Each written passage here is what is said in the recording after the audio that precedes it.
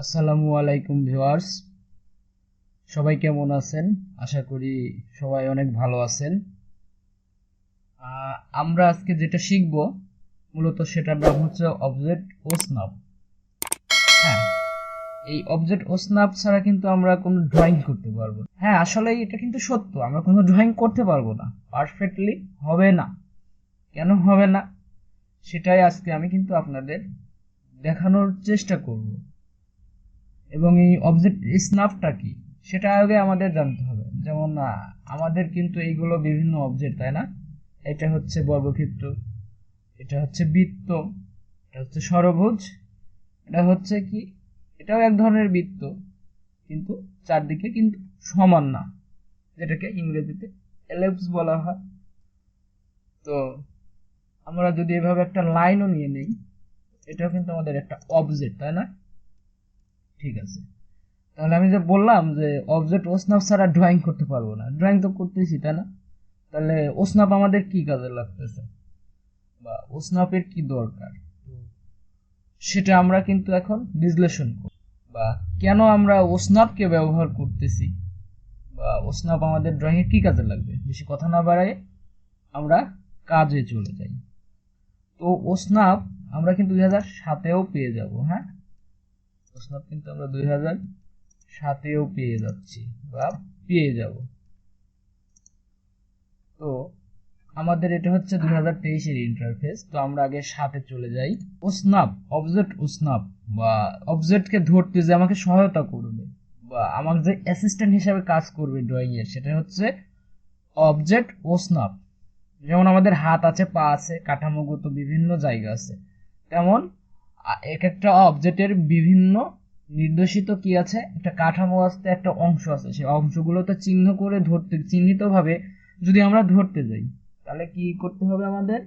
অবশ্যই অবজেক্ট ও স্ন্যাপের সাহায্য নিতে হবে। তো আমরা সাথে সাথে যদি আমরা খেয়াল করি, তো এখানে এই যে আমরা পেয়ে যাব অবজেক্ট ও স্ন্যাপ, এবং এখানে যদি আমরা কি করি, রাইট বাটন ক্লিক করি, হ্যাঁ, ঠিক এই জায়গাতে রাইট বাটন ক্লিক করে যদি সেটিং এ চাপ দেই, আমরা এরকম অবজেক্ট ও স্ন্যাপের একটা সেটিং পেয়ে যাব, যেটা F3 দিয়ে অন করে এবং F3 দিয়েই আবার কিন্তু অফ করে। তো আমাদের বেশ কিছু ডিফল্ট কিন্তু দেয়াই আছে, তাই না? তো আমরা এটা ক্লিয়ার করে দিই। হ্যাঁ, ক্লিয়ার করে দিই। তো আমরা চাচ্ছি যে এই বর্গক্ষেত্রের মাঝখানে আমি একটা লাইন নিব। আমি মাঝখান কি ধরতে পারতেছি, বা আমি যদি একটা আইডিয়াই ধরলাম বা মাঝপথে আঁকানোর ট্রাই করলাম, এটা কিন্তু পারফেক্টলি হয়নি। হ্যাঁ, এই যে ফাঁকা চলে আসছে, এখানেও ফাঁকা চলে আসছে। তাহলে এই কাঠামোকে ধরার জন্য আমাকে কি করতে হবে? অবজেক্ট ওসনাপে চলে যেতে হবে, গিয়ে সেটিং এ ক্লিক করতে হবে।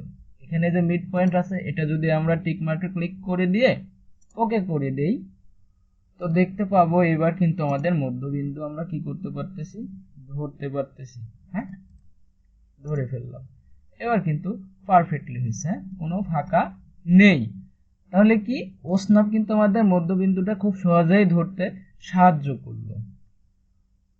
তো এইভাবে যদি চাই যে আমরা এই একদম শেষ বিন্দু থেকে বা এই যে পয়েন্টটা যেখান থেকে শুরু হয়েছে, এখান থেকে আমরা দাগ টানবো বা দাগ নিব, দেখুন কোনোভাবেই কিন্তু এখানে ধরছে না, মধ্যবিন্দু চালু করা আছে, শুধু মধ্যবিন্দুতেই ধরছে।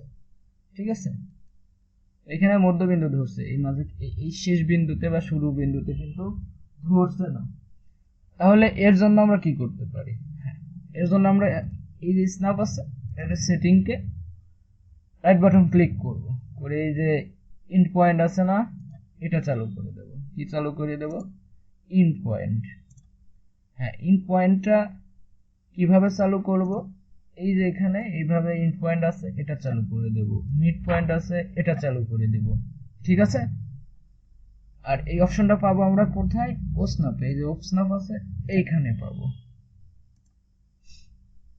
তো এবার আমরা যদি ওকে করে দেই, তো দেখি তো আসলে লাইনটা টানা যাচ্ছে কিনা। তো আমরা এখানে লাইন নিলে খুব সিম্পল ভাবে কিন্তু আমরা এখানে লাইন টানতে পারছি, তাই না? কিন্তু এটা অফ থাকলে কিন্তু আমরা সঠিকভাবে লাইন টানতে পারতেছি না, তাহলে আমরা কি দেখলাম, ইন্ড পয়েন্ট মানে যে বিন্দুতে লাইনটা গিয়ে শুরু বা শেষ হয়েছে, বা তার শেষ মাথা বা শুরু মাথাটা, আর মিড পয়েন্ট, এই দুটো অপশন কিন্তু আমরা অলরেডি দেখলাম। আমরা সমস্তগুলো অপশন যেগুলো আমাদের খুবই প্রয়োজন বা ড্র করতে গেলে লাগে বা ড্র অসম্পূর্ণ থেকে যায়, সেগুলো আমরা কিন্তু সবকিছুই কি করব, দেখে নেওয়ার চেষ্টা করব। ঠিক আছে, তো আমরা আজকে কি কি শিখলাম? আমরা শিখলাম যে অবজেক্ট ও স্ন্যাপের সেটিং এর মধ্যে ইন্ড পয়েন্ট এবং মিড পয়েন্টের দরকার বা কার্যকারিতা দেখলাম। এবার যদি এই যে আমাদের বৃত্তটা আছে, এই যে বৃত্তটা, এই বৃত্তটার মাঝখানে কি আমি কোনো সেন্টার পাচ্ছি? এটা যদি সাপোজ ধরি, আসলে কি অ্যাকচুয়াল হয়েছে, সেন্টারে আছে? নেই কিন্তু। তো এটার জন্য কি করতে পারি, অবজেক্ট ও স্ন্যাপে চলে যাব। হ্যাঁ, কোথায় যাব আমরা, এটা একটু মন দিয়ে খেয়াল করতে হবে, কারণ সবসময় এমন হতে পারে যেন আমরা অপশনটা মাঝে মধ্যে হারাই ফেলতে পারি বা না থাকতে পারে। তো এর জন্য কি করতে হবে, আমাকে অপশনে যাইতে হবে। কোন অপশন? এই যে স্ন্যাপ। ঠিক আছে, এই অবজেক্ট স্ন্যাপে যাইতে হবে। এখানে F3 ক্লিক করে আমরা এটাকে চালু এবং বন্ধ করতে পারি। এখানে গিয়ে কিন্তু রাইট বাটন আছে না, রাইট বাটন ক্লিক করে সেটিং এ ক্লিক করতে হবে। তারপরে কোথায় যাইতে হবে, এই যে অবজেক্ট স্ন্যাপের যে অপশনগুলো পাবো, এই যে ইন্ড পয়েন্ট আছে, মিড পয়েন্ট, সেন্টার, আমার যখন যেটা লাগবে সেই অনুযায়ী আমরা দেখব। তো প্রথম পর্বের মতো আমরা ইন্ড পয়েন্ট, মিড পয়েন্টে আপাতত রাখলাম। আমরা নেক্সটে সমস্ত বিষয় নিয়ে আলোচনা করব ইনশাল্লাহ। তো আমাদের সাথে থাকার জন্য আপনাদেরকে অশেষ ধন্যবাদ। আমি হাসানুর রহমান ছিলাম এতক্ষণ আপনাদের সাথে। আশা করি আমরা সমস্ত ভিডিও নিয়ে আসার চেষ্টা করব এবং অটোক্যাডের রিলেটেড যে কাজগুলো আমাদের করতে হয় পুঙ্খানুপুঙ্খানু বিবরণ দেওয়ার চেষ্টা করব। আর আপনারা যদি এমনই ভিডিও পেতে চান তাহলে অবশ্যই সাবস্ক্রাইব বাটনে ক্লিক করে দিবেন এবং কি করবেন, বেল আইকনেও ক্লিক করে অল করে দিবেন, যেন কোনো নতুন ভিডিও আমরা দেবার সাথে সাথে আপনাদের কাছে পৌঁছে যায়। তো আপনাদের সমীপে আমার এই ক্ষুদ্র প্রচেষ্টা যদি ভালো লেগে থাকে তাহলে অবশ্যই আমাদের সাপোর্ট করবেন ও আমাদের পাশে থাকবেন। এবং এই কাজটা কিন্তু 23-এও এইভাবেই করা যায়।